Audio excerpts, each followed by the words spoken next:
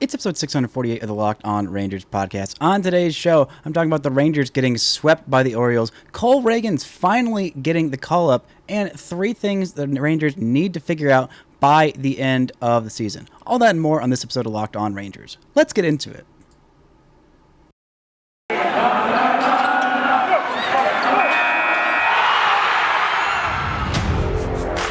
You are Locked On Rangers, your daily Texas Rangers podcast.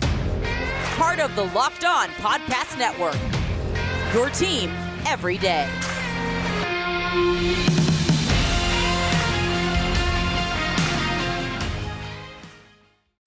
You are locked on to the Texas Rangers. I'm Bryce Patrick, a cripplingly addicted Texas Rangers fan since 2010, founder host for all 4 seasons of this Locked On Rangers podcast. Today is Thursday, August 4th. Your Rangers are 46-58. 12 games below 500. Thank y'all so much for making Locked On Rangers your first listen every single day. If you're not already, you can go ahead and follow me on Twitter at Bryce Patrick. You can follow the show at Locked On Rangers. And the best way you can help grow the show is hit subscribe on YouTube and comment anything below. Now let's get into the worst news of the day first. The Rangers have gone 0-6 against the Baltimore Orioles this season. I don't think they play them another time, so they will be completely undefeated against the team with the worst record in all of baseball last year, whose main addition this offseason was Jordan Lyles. Jordan Lyles, who went and shut down the Rangers in this series. I don't know that I can't remember that he pitched against the Rangers in the other series, but the Rangers have lost all 6 games to this freaking Baltimore Orioles team that is now 3 wins above 500, still 4th placed in the AL East. They are above the Boston Red Sox that are absolutely tumbling out of the playoff picture. At one point, I think the All-Star break actually was when the AL East had all 5 teams above 500, a really darn good division. And the Orioles, while they didn't make a lot of external free agent options, they also traded away Trey Mancini and their closer at the deadline. They're still a really good baseball team because Cedric Mullins is a really darn good player. Adley Rutschman is an incredibly good player, and he just absolutely spanked the Rangers in this series. Had 4 doubles, had a 3-walk game in this one, and just manhandled this Rangers squad. This was a great game by Martin Perez. Shocking. Absolutely no one did give up a home run in this one to old Mr. McKenna, the left fielder for the Orioles, the number 6 hitter in this one. A couple of home runs were given up in this one. Robinson Chirinos, former Ranger great, had his 3rd home run of the season. Of course, it came off of Matt Moore. The Rangers busted out their 3 most effective bullpen options they have in relief, and all of them gave up runs. Matt Moore gave up a home run, got 1 out, which was a strikeout, and walked 2 and was pulled from the game. Jose Leclerc comes in and gives up a pair of runs on his own ledger. Then Jonathan Hernandez gives up a pair of runs for the first time in the major leagues this season to keep the game completely out of reach. Despite a 9th inning home run from Marcus Semien, his 15th of the season, Jonah Heim had his 13th homer of the season to, I believe, tie this game up in the bottom of the 7th inning, and it came off of former Ranger great Dylan Tate, because of course it did. But it wasn't enough for the Rangers. They couldn't do anything else offensively. There was an error by Martin Perez and a lot of base runners that he worked around. 6 innings of just the 1-run ball that came off of the solo shot, but 5 hits, 3 walks, and the error that allowed some base runners on. But again, Martin Perez did what he does best in work around base runners. He only threw 95 pitches in this one. Since they were going to Matt Moore, it's hard to say, oh yeah, no, they should have gone to someone else, and I didn't feel good about the pen. But they're going their top 3 relievers. I mean, Leclerc has had his issues coming off of 2 years of missing baseball, but for the most part, he's had some really solid outings. Obviously, this one was not great. Jonathan Hernandez, I think, is the most effective option in this Rangers bullpen. I think even more so than Brock Burke. He did have a pair of strikeouts, did allow a walk and a hit, and both of those runs to score, but he's still got the nastiest stuff in that Rangers pen that has a lot of questions to answer. Coming up later on in the show, we'll talk about what the Rangers need to figure out with their bullpen, who are some options that should be looked at, and who are some options that are in the bullpen right now that maybe shouldn't be there next year. But the Rangers offense went 1 for 7 with runners in scoring position, left 8 runners on base, and just did not have nearly enough base runners in this one. Bradish in this one was really good, really effective for the Orioles. Kyle Bradish, their starting pitcher, went 5 innings, allowed just 3 hits, 3 walks, 1 earned run in this one, and the pen was good enough. It was better than the Rangers' pen. It did allow a couple of home runs by Jonah Heim that just kind of sneaked right in there past that foul pole, and Marcus Semien got a home run in the 9th inning to make it a little bit closer, but the Rangers were then down 6-3. They still had to get 3 more runs in this one. Seager did get a walk, but didn't do a whole lot else in this one. Same with Heim and Semien outside of their home runs. Just not a whole lot of offense. Josh Smith had a multi-hit day and reached base on a walk. Ezekiel Duran got a walk. That's always noteworthy because Duran does not walk a whole bunch, and that is the key for me to him taking that next step to be a starting everyday regular in the big leagues. Because at this point, I'm not quite sure about him or Josh Smith. They've shown some flashes. I've been really excited with what they've done, but overall, it has just not been great. And this is just incredibly frustrating. This is coming off of a trade deadline where the Rangers didn't do anything. They said, okay, we want to keep these guys.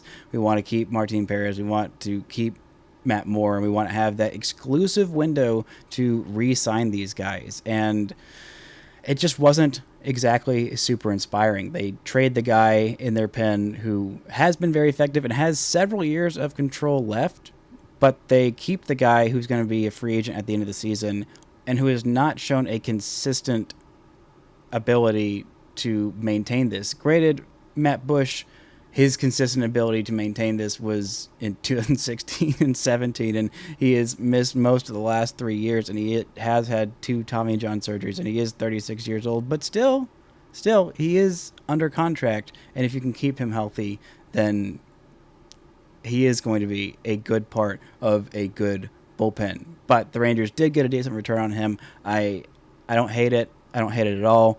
And I totally get the move, but I just am really frustrated with the not trading Matt Moore. I do like not trading Martin Perez. I kind of wish that, a little earlier in the season, they at least started talks about an extension so that they could be like, hey, we're in talks of an extension. I get that you want to work towards being a competitive team as soon as next year, and you're probably not going to pull an Orioles and just like have an Adley Rutschman come up, or just in the rest of your team just all starts figuring out, and all of your bullpen, their entire bullpen is pretty much made of wire transactions. Just guys that they pick off that other teams are like, they're not quite good enough for us, and pretty much all of them have worked out miraculously. I don't know how they did that, but it's pretty much just working. Outside of Dylan Tate has been there for a while with them, and he has been fairly effective for them this season, has a 2.31 ERA, and it would have been nice to have him in the Rangers pen as opposed to the half season of a mediocre Carlos Beltran, but that's neither here nor there. Coming up, we're going to talk about tonight's starting pitcher, Cole Ragans, his major league debut, what you need to know about the kid, and how excited I am for him and what this means for the Rangers rotation. But first, this episode is brought to you by Blue Nile. Whether you're ready to pop the question or you're celebrating a milestone moment, find jewelry as unique as her with the modern convenience of online shopping at BlueNile.com. Blue Nile has simple online tools that let you choose the diamond shape, size, and clarity, as well as setting style. Blue Nile's bench jewelers will then handcraft her perfect engagement ring. Each ring is one of a kind. Looking for fine jewelry but having trouble choosing? Blue Nile has jewelry experts on hand 24/7, available via phone or chat to help you find a memorable gift at every single budget. Make your moment sparkle with jewelry from BlueNile.com. And going on now is the Blue Nile Anniversary Sale. Save up to 40% on classic fine jewelry pieces and 25% on engagement ring settings. Plus, every order is insured, ships free, and arrives in discreet packaging that won't give away what's inside. Shop stress-free and find your forever piece. Go to BlueNile.com today. Now, Cole Ragans is a big leaguer. I am so freaking excited for this kid. He has been through so much. I've probably told the Cole Ragans story a million times, but I'm going to tell it once more because he is going to be a big leaguer. He starts tonight, Thursday night, against the White Sox, against Johnny Cueto, the old versus the young, the been there versus the not been there, both these guys have had some injuries, but Cole Ragans has had a lot of injuries, a lot more injuries than any youngster his age should have. The 24-year-old was an absolute delight at Frisco Media Day. By the way, if you want to see his entire Media Day interview, go on to the Locked On Rangers YouTube, scroll down to Frisco Media Day interviews. I've got the full thing out there and some clips from there as well. But the kid is a dominant pitcher first and foremost. He's a good kid, but he is a really darn good pitcher. The former first-round pick by the Rangers back in 2016, 30th overall, has the name Cole. The Rangers had a special left-handed Cole on their roster at that point in Cole Hamels, and he followed him around like a little puppy at spring training and tried to imitate everything that he did because they had a very similar profile. Both of them were fairly tall. Ragans is 6'4", listed at 190 pounds. Pretty sure he's about 200, 205 now, is bulked up a little bit into his adulthood body, if you will, but he is still a big, tall lefty with a decent fastball. Touches 95. I'm not sure it touches much more than 96 at this point, but I was not in the booth watching his TrackMan numbers for the start that I have seen him for. Actually seen him for a couple of starts. Saw him last year and saw him once this year, and he was really darn good. The thing you need to know about him most is the reason why there were Cole Hamels comparisons is this dude has a just disgusting changeup. Absolutely disgusting. One of, if not the best changeups I've seen on a Rangers prospect since, well, ever. It is really effective. He knows how to use it. He has been working a whole lot on his slider, but unlike some of the other prospects who in recent years have just completely gone away from using their main pitch because they know what they have in it and they know it's really darn good, and they need to develop a third pitch, he has been able to keep that in the mix and still be very, very effective with it while working on that slider. He still throws that curveball every once in a while to kind of keep hitters off balance, but he's mostly a fastball, changeup, slider kind of pitcher. The command has been improved this year. The walks have not been nearly as big of an issue as they have been with some other guys in a couple of starts this year. His overall numbers, 18 starts, 94 and 2/3 innings this year between AA and AAA, a 3.04 ERA, and 113 strikeouts to just 31 walks. Got a whip of 1.12, ground out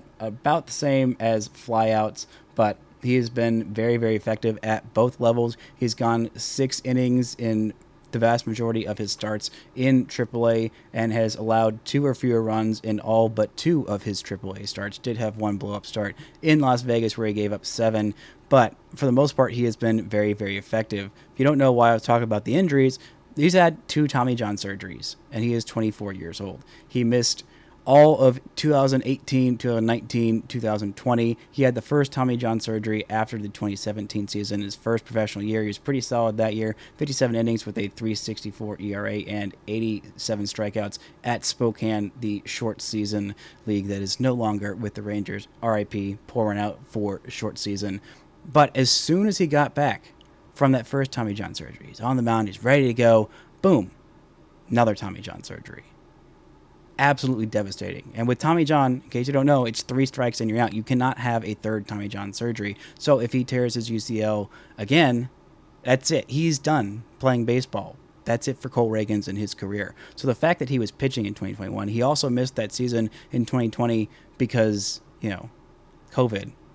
Didn't have a minor league season then. I'm actually not sure how healthy he would have been, how much he would have pitched in 2020, but he didn't even have the option for affiliated minor league baseball in 2020. So he comes up in 2021, and the Rangers start him in Hickory. You're like, okay, let's just see where this guy goes. The last time this guy played, he was 19. He was throwing in short season. He didn't have that much under his belt before that, only had under 70 professional innings before that season. Then goes to Hickory, 10 starts, averaging about 4 2/3 innings per start.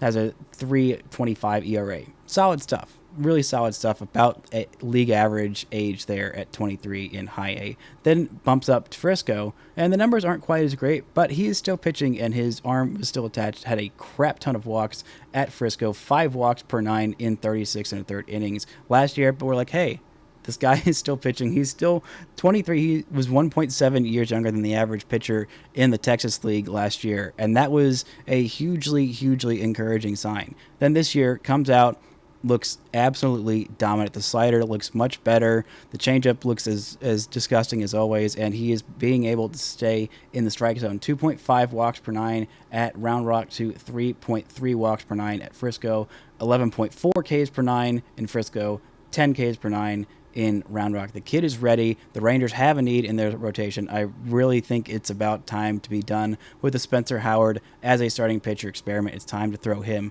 in the bullpen. But he has been really good, and I am so excited for Cole Ragans to finally be a big leaguer.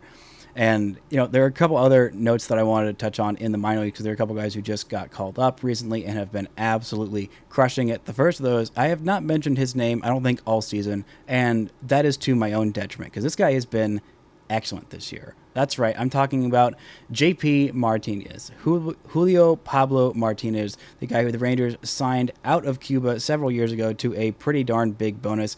At one point was as high as 78 in the Baseball Prospectus Top 100 Prospects list back before the 2019 season. And since he's been stateside, he has just not done all that much. He has had some problems. He has been always a lot older than his average league. Last year, he was about a year older than the average player in Frisco and had a 724 OPS. At that point, I kind of felt like, all right, this is about time to stop thinking of him as a prospect. He plays center field, he plays right field, he plays left field. He played all those pretty fine, but the bat just wasn't quite there. It just really was not there. He was a decent center fielder, but I didn't think that he was going to get to AAA. But this year, I kept looking at him, and I kept looking at him. He is 1.7 years younger or older than the average Frisco player this year, or excuse me, the average Texas League player, I should say, this year. But he was putting up good numbers, 66 games in AA, a 382 on base, 449 slugging percentage, that's an 831 OPS, 9 homers, 6 triples, and 7 doubles, 43 walks in 301 plate appearances. He didn't do a whole lot of walking before that, but this year walked quite a bit.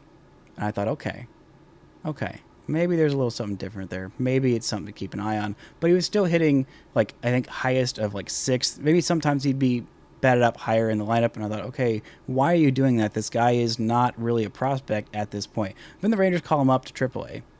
And in 9 games there, he has been absolutely annihilating the baseball. Absolutely annihilating it. 4 home runs in 9 games there, as well as a double, a slash line of 357, 486, slugging 821. That is a 1307 OPS. He's got 7 walks to just 3 strikeouts. He's been a terror on the bases this year.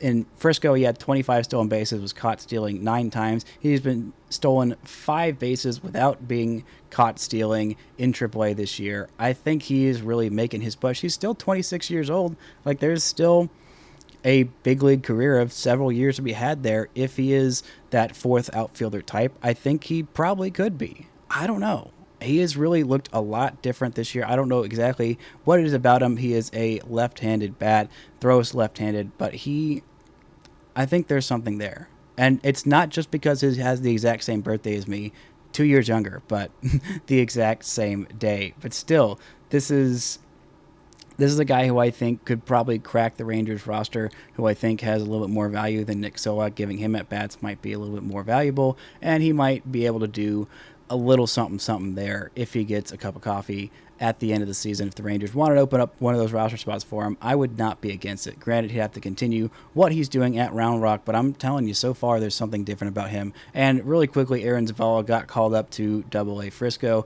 and by golly, he has been crushing it. Made a very good first impression, had a home run, and I believe his first game, he has 1 home run and 4 doubles in his first 4 games, 19 plate appearances. He's got a 579 on base, slugging 929, has 5 walks to just 2 strikeouts so far in Frisco. It's just 4 games, but overall in the minors, he's got 107 games under his belt, an OPS of 880. In the minor leagues, had an 886 OPS when the Rangers called him up from Hickory this year.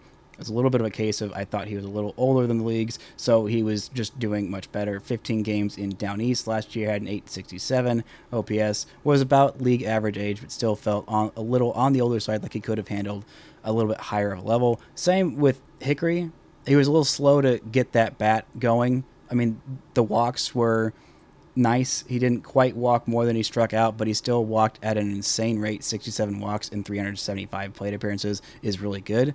But still, he's worth mentioning, and he might be an option in left field for the Rangers long term. Coming up, we're going to get into 3 things the Rangers must find out by the end of the season. But first, this episode is brought to you by Built Bar.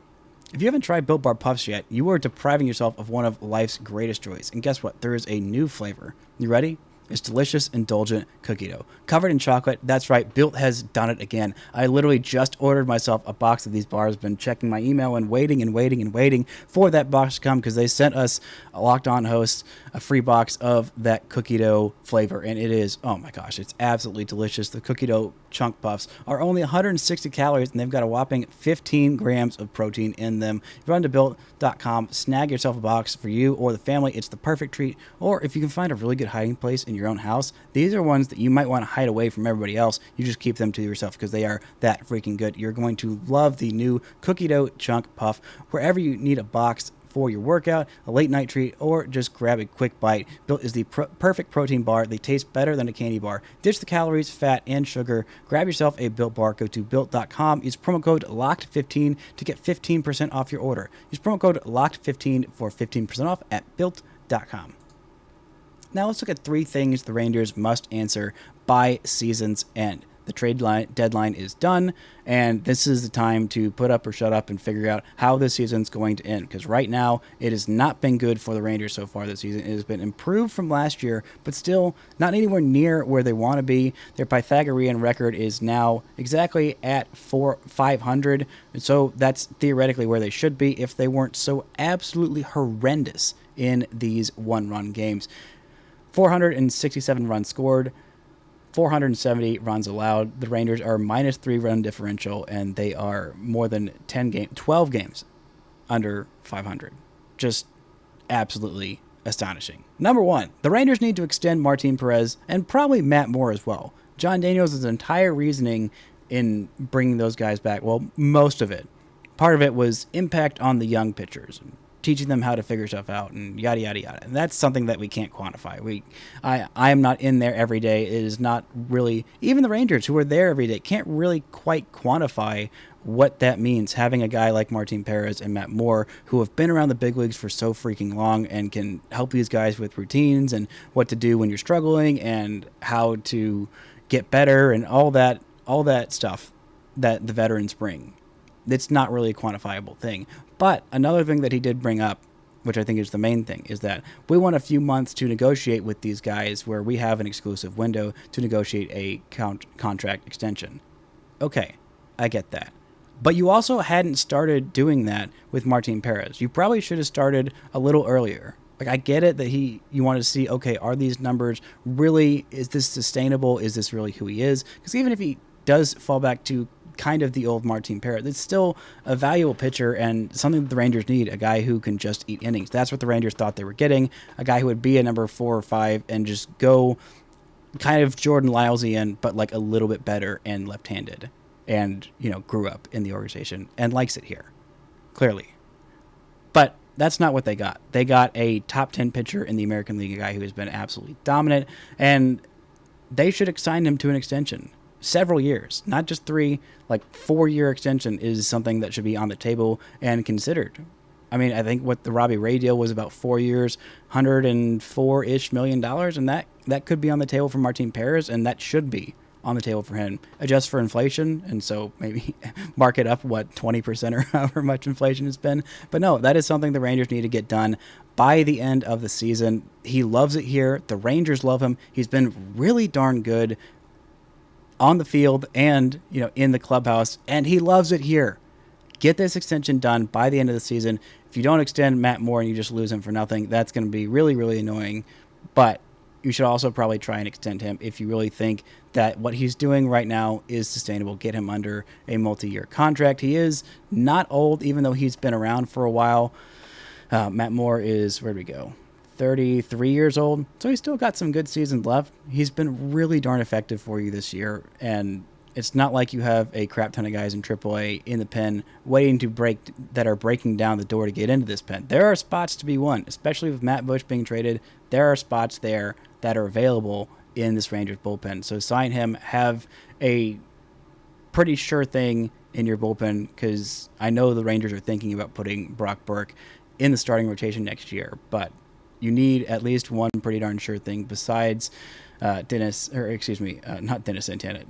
Hernandez, and you need a solid left-handed option. Matt Moore has been that, so lock him down. Number 2, find a pitcher to take Spencer Howard's spot in the rotation. I really like Spencer Howard. I think he's a really good dude, and seeing different clips about him showing his personality makes me feel bad, even worse, watching him pitch when he's not having success. He did have a 5-inning of shutout baseball on his birthday against the Angels. That was great. He didn't walk anybody, didn't give up any home runs. And then this outing against the Orioles, he got shellacked yet again. In the vast majority of his outings, he has been straight up shellacked. He did have a half-decent outing against the Orioles the first time he got called back up since his first time being sent down, but his second start against them in that call-up stint has just not been great. Granted, he's probably going to stay in this rotation until John Gray gets healthy.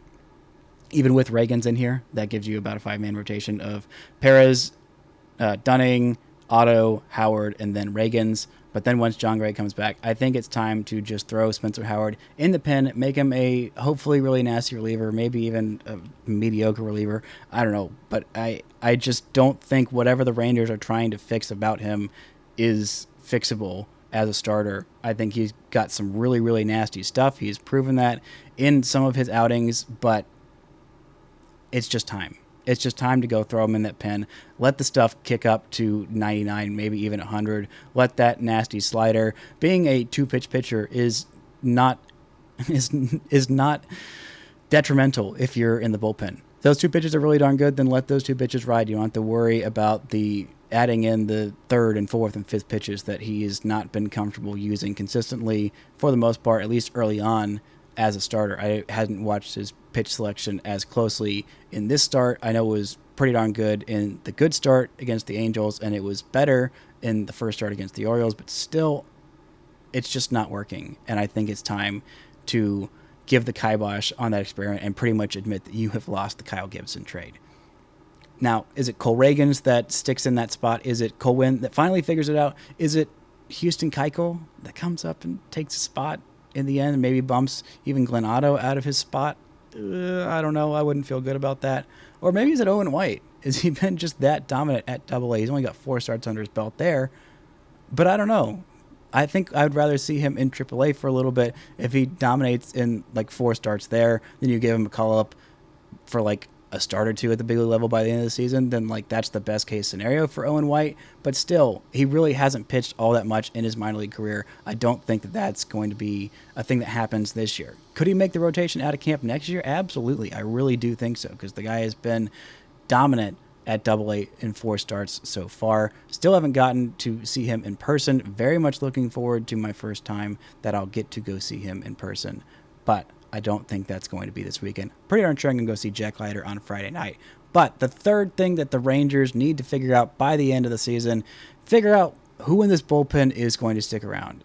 Is Dennis Santana really a major league reliever? He's 26 years old. He's got a ERA over 5. He was just so darn good at the beginning of the season, but he has fallen off a cliff into a crevasse, like into the Earth's core. That is how far he has fallen in the month of July and early August. He just keeps on falling. Maybe by the end of it, he will fall all the way out of the other side of the Earth and deep into space. I really hope not, but that's the trajectory this guy is on.